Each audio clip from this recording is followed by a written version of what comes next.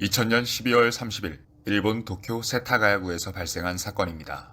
새해를 앞두고 모두가 들뜬 마음으로 잠들었던 깊은 밤, 화목했던 일가족이 거주하는 집으로 아무도 모르게 마수가 뻗쳐오고 있었습니다. 이 집에 거주하고 있던 일가족의 구성원은 4명으로 가장 미와자와 미키오 씨, 부인 야스코 씨, 아들 레이, 딸 니이나로 구성되어 있었죠. 그리고 다음날 아침, 일가족 모두가 처참하게 살해된 채로 싸늘한 주검으로 발견됩니다. 일가족의 시신을 처음 발견한 사람은 옆집에 살고 있던 부인의 어머니였습니다. 여러 번 전화를 걸었지만 받지 않자 이상하게 여긴 어머니가 직접 방문한 건데요. 사건을 설명하기 전 집의 구조에 대해서 설명드리겠습니다. 가족이 살던 곳은 카미소시가야 3번지에 위치했는데 바로 옆집과 딱 붙은 형태로 지어진 2층 주택이었습니다. 바로 옆집엔 야스코의 어머니와 언니 부부가 살고 있었죠. 1층에는 차고와 서재가 있었고 2층으로 올라가는 계단이 있었습니다.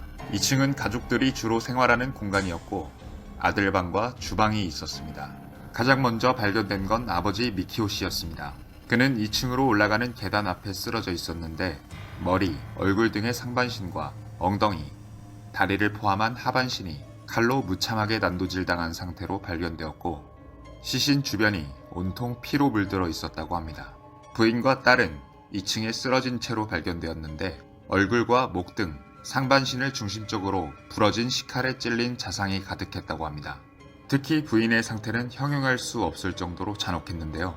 얼굴을 칼로 파낸 듯한 깊은 상처가 있었고 옷들을 얼굴에 덮어놓는 등 그 수법이 잔혹했다고 합니다. 마지막으로 가장 어린 아들은 2층 침실에서 발견되었는데 목이 졸린 채로 사망한 상태였습니다.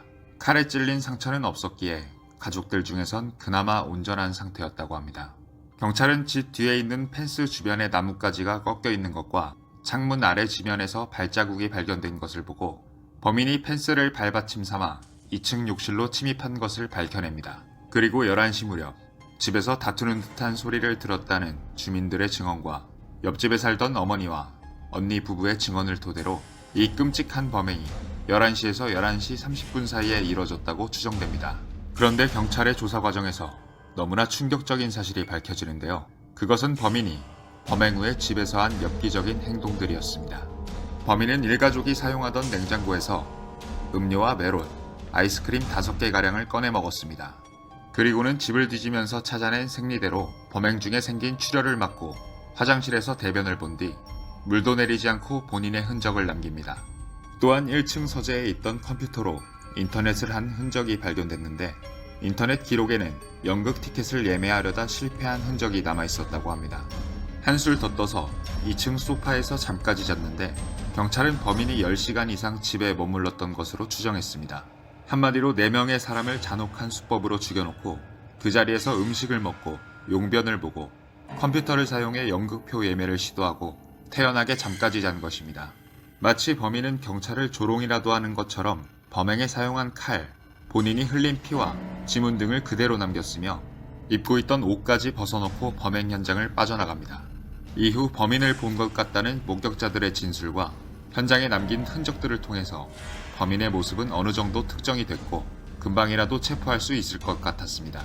그런데 뜻밖에도 범인은 한국인일 것이라는 추측이 나왔습니다.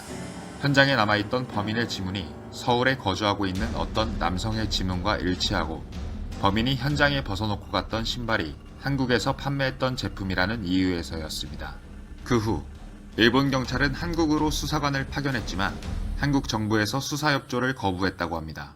이 때문인지는 알 수 없으나 최근에 일본에서 히토츠바시 후미야라는 저널리스트가 세타카야 일가족 살인사건 그 후 15년이라는 책을 내서 한국인이 범인이라고 주장하고 있다고 합니다.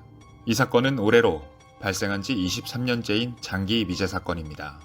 수많은 증거와 목격자가 있는데도 불구하고 왜 범인의 흔적조차 찾지 못하는 걸까요? 사건 현장은 아직 허물어지지 않고 23년 전 그 모습 그대로 남아서 범인이 붙잡히길 기다리고 있습니다.